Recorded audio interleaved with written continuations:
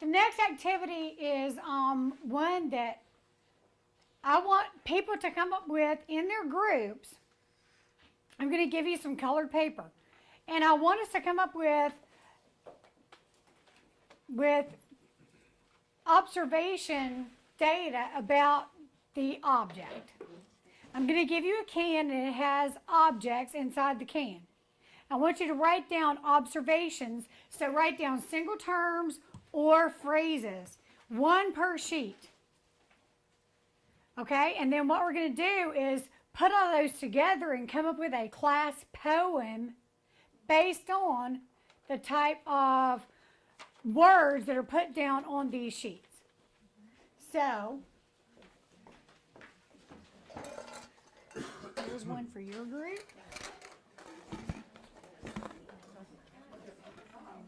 The paper's over there.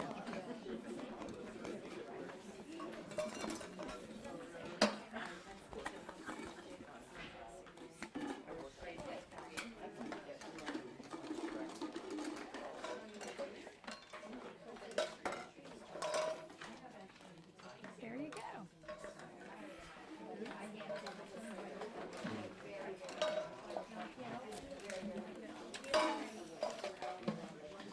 Word or phrase per sheet. One really big. Here's ours. We can share that. Yeah. Here. Look here.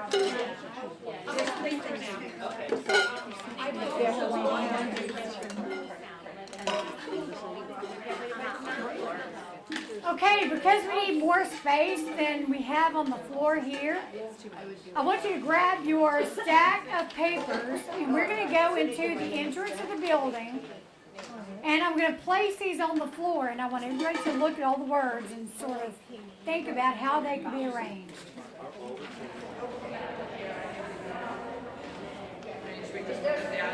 If there's another one that's like it, you can just place it on there. Bouncing a church, Yeah, let's just, Bouncing. That would be cool. yeah, we can put that separate because it's a different word. noisy, quick, clack, ping sound. Ping sound. Only like that.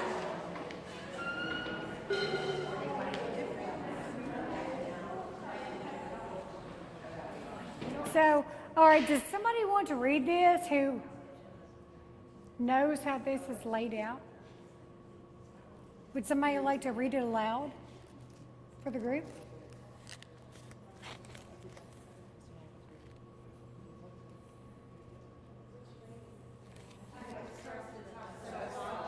It goes across.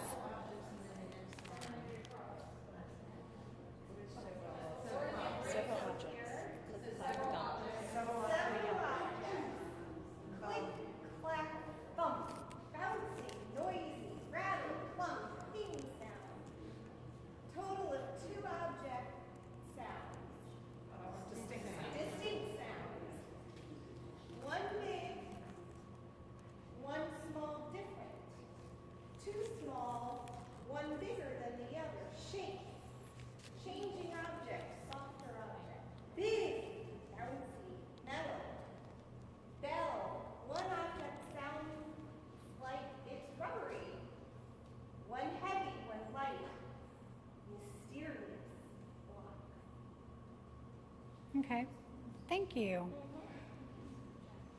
That's a pretty good poem for a group effort. So, yay! All right, and let's just go back into the room.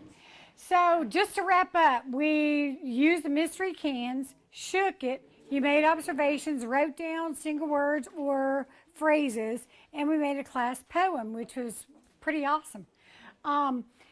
Which other ways could you actually use it? I know there's an art example. Looking at a piece of, a masterpiece of art.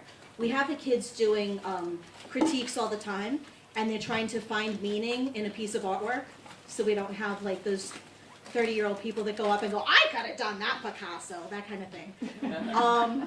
So they can go through and use that, and it's all, again, evidence-based, because they have to, whatever they're talking about, they have to actually be able to see it, and not just start talking about, well, an alien must have painted that, or, the other thing I wanted to ask, just because I'm crazy like that, what was in the can? Oh, that one was open. It was an eraser, a ball bearing, and a die. Just a little Yeah, a little metal.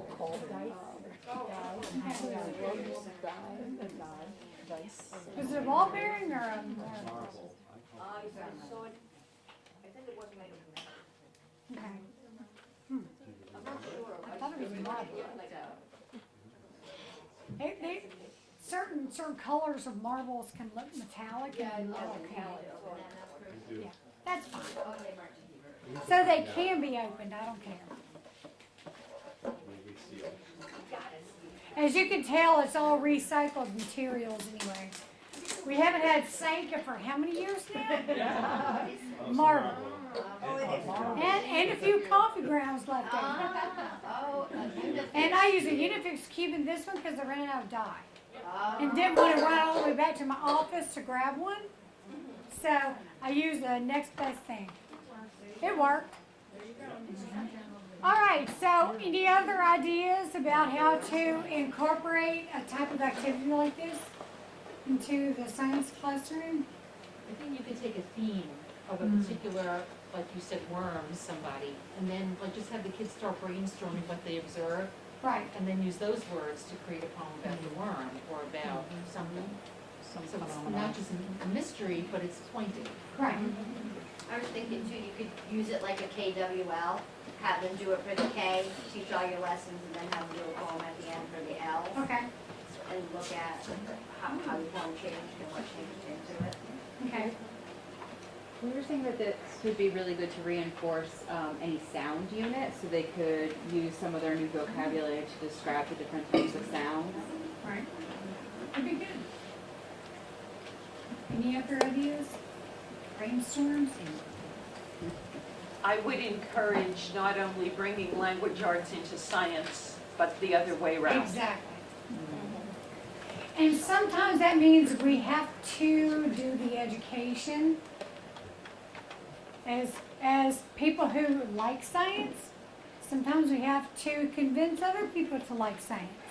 So that may be the sticky wicket with some people, but it shouldn't be, because everybody in elementary schools in particular has to teach everything in most cases.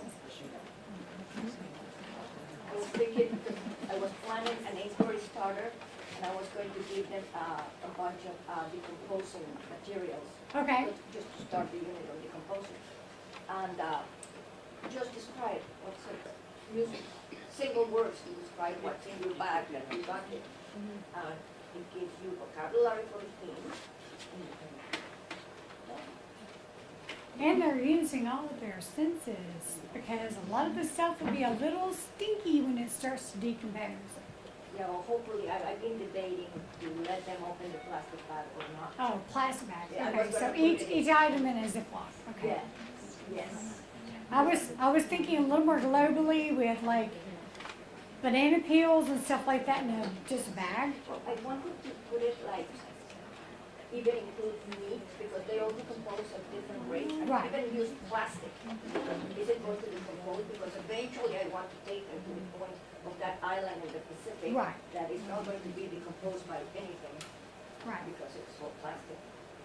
Because every molecule of plastic still exists. It's been created.